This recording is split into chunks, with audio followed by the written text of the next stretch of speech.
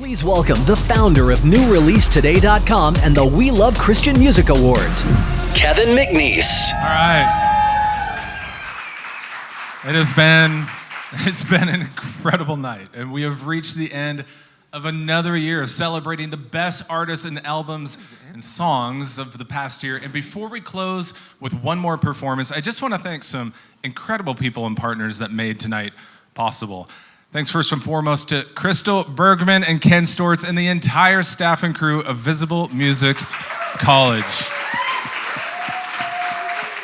Your constant partnership and support is felt, and we absolutely could not do this without you. I got to give a shout out to Nate DeVore. If you've seen any of these skills at video editing, it's top notch and it's his fault. You made us look amazing tonight, and a huge shout out to all of our student workers and technical team behind the scenes. There's one of them right there. Thank you all. It's amazing. I fist bumped her and then we lost our spot. See, but that's okay. There you go. I read that. Nope, the other way. See, you like encourage people, and then that's all we got?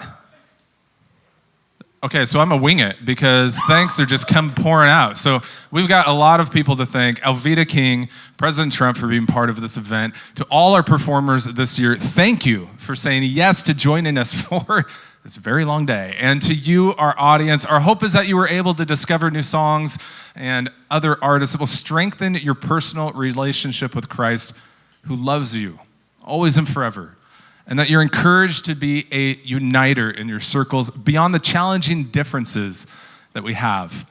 Here's the deal. Our world needs you more than ever before.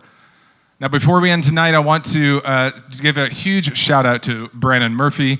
Everyone give it up for Brandon. He killed it. Brandon, man, I just want to thank you personally for all your hard work. You absolutely crushed your job, and you did double duty, and we thank you for that. Before we end tonight, I do want to just say, Dante, our prayers and our thoughts are with you and your family. We're sad you couldn't be with us tonight, but we think we're going to give the Hody Award to Brandon Murphy. So host of the year, let's give it up to him. We're going to keep that thing going. Thank you, Rhett Walker. All right, before we leave, we're going to give you one more performance. We're going to start the night how we ended it. Let's give it up for Jeff Allen. Oh! Oh! You have no idea how far past my bedtime this is right now. I'm still dressed. I'm not in my pajamas. I would like to tell you, I live in Nashville, rural Tennessee. We live in Fairview, Tennessee. Got our first traffic light 7 years ago. Thank you very much. We're growing. 9 accidents the first week the light had been installed. Apparently people who grew up there couldn't figure out why there was a floating red dot in the sky. Just driving along, that's new, Edna. Oh. Make a note. I mentioned we live rural because my wife has become mouse obsessed. We live in the country. Anybody who lives in the country knows you can't get rid of mice. You can control them, but you can't get rid of them. I told her if I'm in the living room watching TV and a mouse runs across my chest, we have a mouse problem. The fact that they're leaving mouse droppings in the basement on the floor doesn't bother me. I said, tell the dogs it could be an appetizer before they eat the cat litter. So she kept pushing me and pushing me and pushing me. Wanted to get a cat, want to get a cat, get a cat, get a cat. I finally broke down. I said, get a cat. I don't care. So what does she do, sir? She goes out and buys a cat. She bought a cat because Lord knows you cannot get a free cat anywhere in North America. We live in Tennessee. They're flying out of pickup trucks all over the state, for gosh sakes. What is this, one of those supply chain issues? Is there a barge full of cats sitting off the harbor in Long Beach? Buttigieg, release the cats. Let's go. And I'm not going to trash the cat. I don't get cats. I love dogs. My dogs love me. My dogs love me. Let me say that again. They love me. I go to the mailbox. I come back. It's like I've been gone a month. The cat is a walking slipper. That's all it is. It's just there. By the way, I saw this on Instagram. I don't know who wrote it, but it's prophecy. Basically, it was a meme that said, lock your wife and your dog in the trunk of your car, come back an hour later and see who's glad to see you.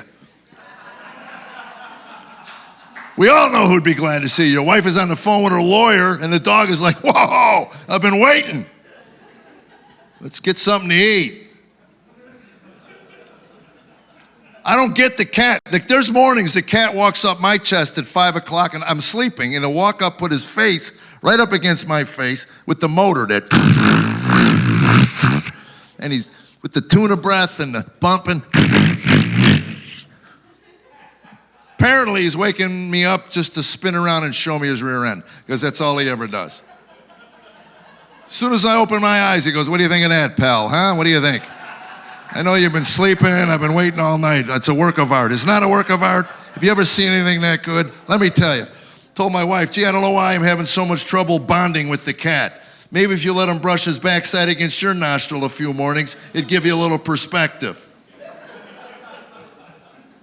And there are nights I'm watching TV, the cat hops into my lap, and that's kind of nice. I'm petting the cat, and he's purring and whatever. But eventually, that cat will walk up my chest, put both front paws into my windpipe, and start pressing down harder and harder and harder. And I can see it in his eyes. If I had thumbs, you'd be a dead man.